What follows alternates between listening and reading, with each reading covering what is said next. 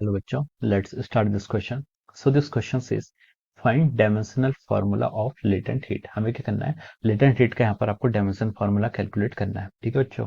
तो देखिए बच्चों, इस क्वेश्चन का जो आपका की कॉन्सेप्ट है, इस क्वेश्चन का आपका जो की कॉन्सेप्ट है, यहाँ पर हमें क्या फाइंड आउट करना है, डायमेंशन फॉर्मूला. तो हम लिख सकते हैं the key concept of this problem is our dimensional formula. ठीक है, डायमेंशनल फॉर्मूला हमें यहाँ पर कैलकुलेट करना है.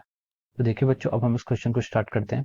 तो देखिए आपका सब उसने पूछा कि लेटेंट हीट का डायमेंशनल फार्मूला होता है. लेटेंट हीट होती क्या है? ठीक है, लेटेंट हीट होती है आपकी del Q is equal to M into L से हम डिनोट करते हैं किसको, लेटेंट हीट को. ठीक है, लेटेंट हीट होती है, लेटेंट हीट की जो डेफिनेशन होती है, अगर आपका जैसे कि आपका कोई सब्सटेंस है, वो जैसे वाटर को एग्जाम्पल, जो वाटर अपनी 3 स्टेज में एग्जिस्ट करता है, वो सॉलिड में भी एग्जिस्ट करता है. ठीक है, सॉलिड के बाद वो लिक्विड में भी एग्जिस्ट करता है, और अगर आप उसको और हीट देते हैं तो वो फिर आपका वेपर स्टेज में भी क्या करता है, एग्जिस्ट करता है. ठीक है, तो देखिए वाटर को जब हम हीट देते हैं तो वाटर का जैसा टेम्परेचर धीरे धीरे बढ़ता रहता है, तो वाटर जैसे जैसे क्या होता है, आपका सॉलिड से लिक्विड की स्टेट में कन्वर्ट होता है, या फिर लिक्विड से वाटर की स्टेट में कन्वर्ट होता है, तो वहां पर जो हम टेम्परेचर देते हैं वो उसके स्पेसिफिक हीट में जाता है. ठीक है, लेकिन लेटेंट हीट होता है जब वो अपने स्टेट को चेंज करता है. लेटेंट हीट जो होती है आपकी स्टेट को चेंज करने वाली हीट होती है, जिसको हम क्या लिखते हैं, del Q is equal to M L. ठीक है, एल क्या होता है, लेटेंट हीट को यहाँ पर डिनोट कर रहा है. और ये आपकी क्या हो सकती है, ये आपकी लेटेंट हीट ऑफ फ्यूजन भी हो सकती है, लेटेंट हीट ऑफ वेपराइजेशन भी हो सकती है, कुछ भी हो सकती है. ठीक है, तो यहाँ पर ये आपका लेटेंट हीट है. ठीक है, तो हम लेटेंट हीट का यहाँ से लिख सकते हैं del Q divide by M. ठीक है, डेल क्यू यहाँ पर क्या है, एनर्जी. ठीक है, आप जितनी एनर्जी दे रहे हैं. ठीक है, तो ये डेल क्यू की यूनिट्स क्या होगी, आपके यहाँ से एनर्जी की यूनिट्स होगी, तो हम इसे लिख सकते हैं दिस इज एनर्जी. और नीचे वाला क्या, मास. ठीक है, ये आपका मास की यूनिट रहेगी, इसे हम मास से लिखेंगे. ठीक है, तो अब देखिए, अब हम उसने पूछा कि डायमेंशन फार्मूला बताना है. ठीक है, तो देखिए डायमेंशन फार्मूला ऑफ एल को लिखेंगे अगर हम, एल यहाँ पर आपका क्या है, लेटेंट हीट ऑफ फ्यूजन है, is equal to dimensions of energy divide by mass.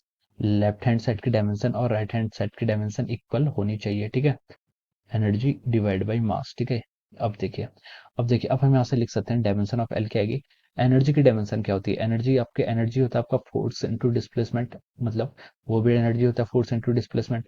या फिर आप एनर्जी के लिए देखिए, आपको कोई भी फॉर्मूला याद है, जैसे मुझे याद है कि हाफ एम वी स्क्वायर, ये भी आपकी काइनेटिक एनर्जी होती है. अब चाहे वो काइनेटिक एनर्जी हो, पोटेंशियल एनर्जी हो, हीट एनर्जी हो, थर्मल एनर्जी हो, कोई भी एनर्जी उस पर डिपेंड नहीं करता. एनर्जी है तो एनर्जी की डायमेंशन आपकी सेम रहेगी. ठीक है, तो देखिए एम, यहाँ से एनर्जी की डायमेंशन हम लिख सकते हैं मास इंटू वेलोसिटी का स्क्वायर. वेलोसिटी क्या होता है आपका, एल टी माइनस वन, तो मैं लिख सकता हूँ एल का टू टी की पावर माइनस टू, मैंने सीधे स्क्वायर कर दिया. ठीक है, डिवाइड बाई मास, मास की डायमेंशन आपकी एम आ जाएगी. ठीक है, तो देखिए अब यहाँ से हमने, ये आपकी डायमेंशन आ गई किसकी, एनर्जी बाई मास की.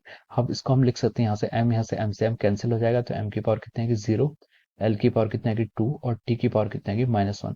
सो this is the dimension of our, dimension of latent heat. ठीक है, डायमेंशन ऑफ लेटेंट हीट हम यहाँ से लिखेंगे कितनी आ गई आपकी, डायमेंशन ऑफ लेटेंट हीट, जिसको मैं यहाँ पर एल से डिनोट कर रहा हूँ, it is coming out to be M zero L two T, sorry ये आपका क्या है, माइनस टू है. ठीक है, टी माइनस टू था, T minus two. So this is the final dimension. ठीक है, ये क्या आ गया आपकी, डायमेंशन ऑफ एल आ गई, dimension of latent heat. So this is our final answer here. ठीक है, तो मैंने फाइनल आंसर क्या कर दिया, यहाँ पर ऐसे रेड चेक बॉक्स के अंदर क्या कर दिया, पुट कर दिया, this is our final answer. Okay, this is the answer. So I hope you all understood this concept. All the very best and thank you so much.